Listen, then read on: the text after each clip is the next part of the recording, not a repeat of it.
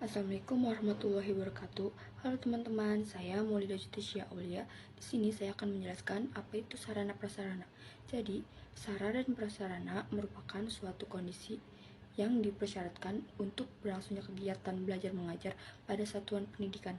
Dengan adanya pengelolaan sarana dan prasarana dapat diharapkan untuk menciptakan sekolah yang bersih, rapi, indah, sehingga menciptakan kondisi yang menyenangkan baik bagi guru maupun untuk di dalam lingkungan sekolah. Selanjutnya, Nah, di sini terdapat prinsip pengelolaan sarana dan prasarana pendidikan.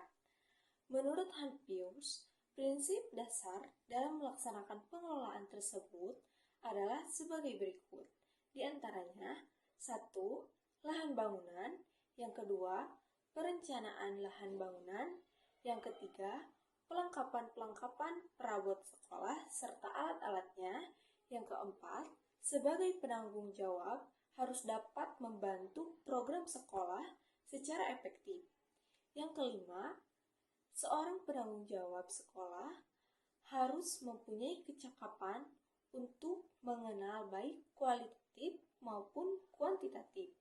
Yang keenam, sebagai penanggung jawab harus mampu memelihara dan menggunakan bangunan dan tanah sekitarnya, sehingga ia dapat membantu mewujudkan kesehatan, keamanan, dan kebahagiaan, keindahan, serta kemajuan dari sekolah dan masyarakat.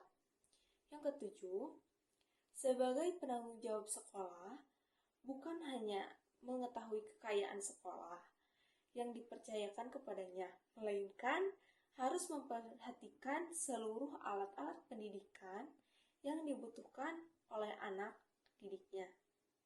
Lanjut, di sini ada jenis sarana prasarana pendidikan. Dalam hubungannya dengan proses belajar mengajar, ada dua jenis sarana pendidikan. Yang pertama, sarana pendidikan yang secara langsung digunakan dalam proses belajar mengajar. Contohnya, kapur tulis, papan tulis, atlas, dan sebagainya. Yang kedua, sarana pendidikan yang secara tidak langsung digunakan dalam proses belajar mengajar, seperti lemari arsip di kantor sekolah. Sedangkan jenis prasarana pendidikan di sekolah biasa diklarifikasikan dua macam. Yang pertama, prasarana pendidikan yang secara langsung digunakan untuk proses belajar mengajar, seperti ruang teori, ruang perpustakaan, ruang praktik, keterampilan, dan ruang laboratorium. Yang kedua, prasarana sekolah yang keberadaannya tidak digunakan untuk proses belajar mengajar, tetapi secara langsung sangat menunjang terjadinya proses belajar mengajar.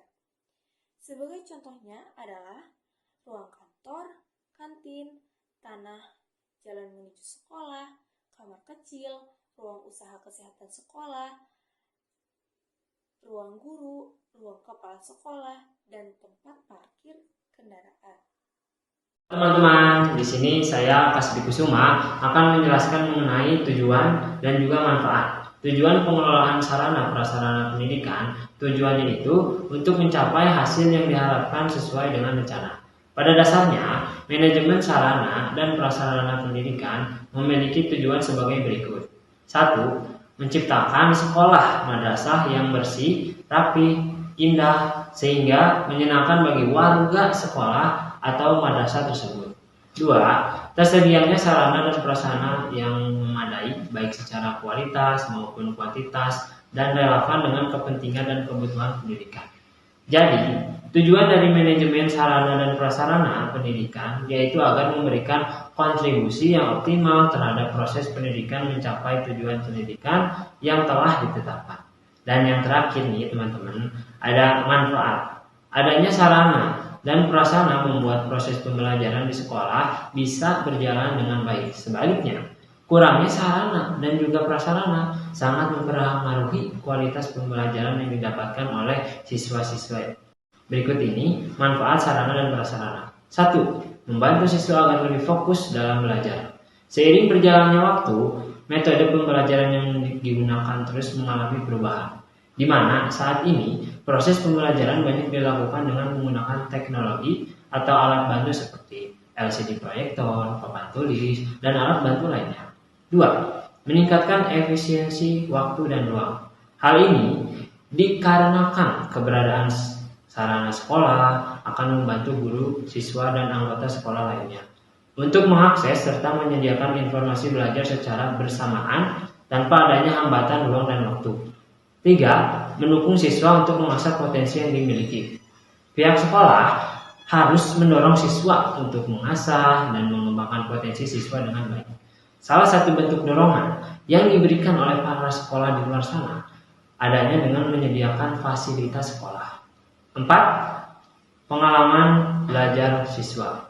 Yaitu dengan pengalaman belajar siswa kita harus meningkatkan. Di sana ada banyak manfaat yang akan dirasakan siswa jika bersekolah di tempat yang mempunyai fasilitas yang lengkap. Salah satu manfaat yang akan didapatkan yaitu pengalaman belajar siswa.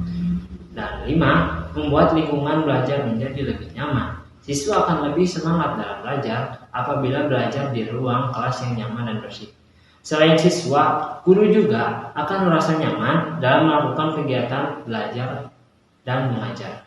Secara tidak langsung, lingkungan yang nyaman sangat memengaruhi motivasi siswa sehingga berpengaruh pada prestasi yang diraih. Sekian video presentasi dari kelompok 4. Maaf bila ada kekurangan ataupun salah kata dari saya dan teman-teman saya. Assalamualaikum warahmatullahi wabarakatuh.